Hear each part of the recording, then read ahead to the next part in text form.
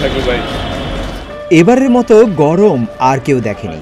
রোদে গেলে মনে হচ্ছে গায়ের চামড়া পুড়ে যাচ্ছে। জানা গেছে গরমের কারণে নিম্ন আয়ের মানুষদের দৈনন্দিন আয় প্রায় অর্ধেকে নেমে এসেছে। এদিকে ৪৫টির বেশি জেলার উপর দিয়ে এখন তাপপ্রবাহ বয়ে যাচ্ছে। একই সাথে দিনের গড় তাপমাত্রা কয়েক ডিগ্রি বেড়ে গিয়েছে বলে জানিয়েছে আবহাওয়া অধিদপ্তর। ফলে তীব্র গরম অনুভূত হওয়ায় সারা দেশেই জনজীবন বিপর্যস্ত হয়ে পড়েছে। তীব্র গরমের কারণে ইতিমধ্যেই স্কুল কলেজে ৭ দিনের ছুটি ঘোষণা করেছে সরকার। এছাড়া বিভিন্ন বিশ্ববিদ্যালয় অনলাইনে ক্লাস চালানোর সিদ্ধান্ত নিয়েছে।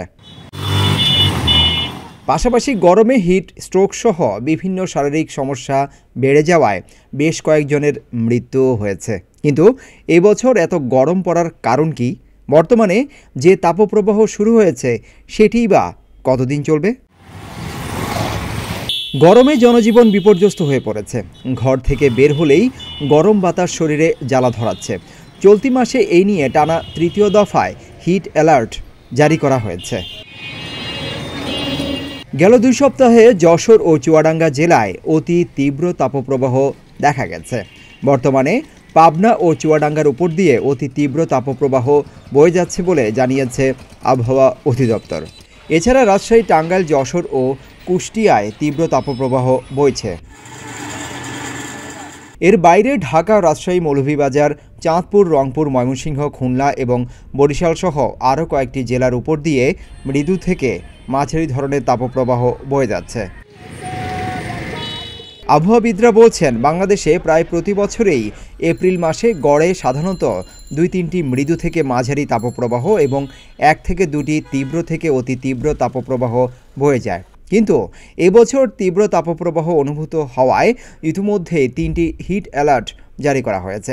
এপ্রিলের শেষ সপ্তাহেও নতুন হিট অ্যালার্ট জারি করতে হতে পারে। আবহাওয়া অফিসের আবহাওয়াবিদরা আরও জানান, সারা দেশে দিনে তাপমাত্রা ২ থেকে ৩ ডিগ্রি সেলসিয়াস বেড়ে গেছে। এপ্রিল মাসে বাংলাদেশে গড়ে তাপমাত্রা থাকে ৩৬ ডিগ্রি সেলসিয়াস, কিন্তু এবছর সেটি বৃদ্ধি পেয়ে গড় তাপমাত্রা প্রায় ৩৮ ডিগ্রি সেলসিয়াসে দাঁড়িয়েছে। এই কারণে সারা দেশেই তীব্র গরম অনুভূত হচ্ছে।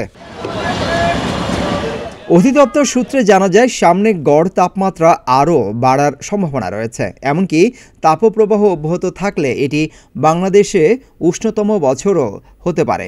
এদিকে বৃষ্টিপাত না হওয়ার কারণে দিন ও রাতের তাপমাত্রার পার্থক্য কম হচ্ছে, ফলে গরম থেকেই যাচ্ছে।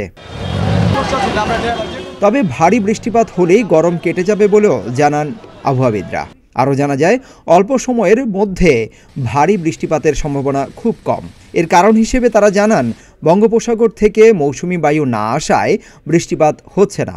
এবছর মৌসুমি বায়ু আসতে দেরি হওয়ায় ভারী বৃষ্টিপাতের জন্য জুন মাস পর্যন্ত অপেক্ষা করতে হতে পারে। তবে শুক্রবারের মধ্যে দেশের কোথাও কোথাও হালকা দমকা হাওয়া ও বৃষ্টিপাত হতে পারে। তবে পরিমাণ কম হওয়ায় সেই বৃষ্টিপাত হয়তো গরম কমানোর ক্ষেত্রে খুব একটা কাজে আসবে না বলে জানান আবহাওয়াবিদরা। সিদ্দিকুর রহমান, রোমন, প্রতিদিনের বাংলাদেশ।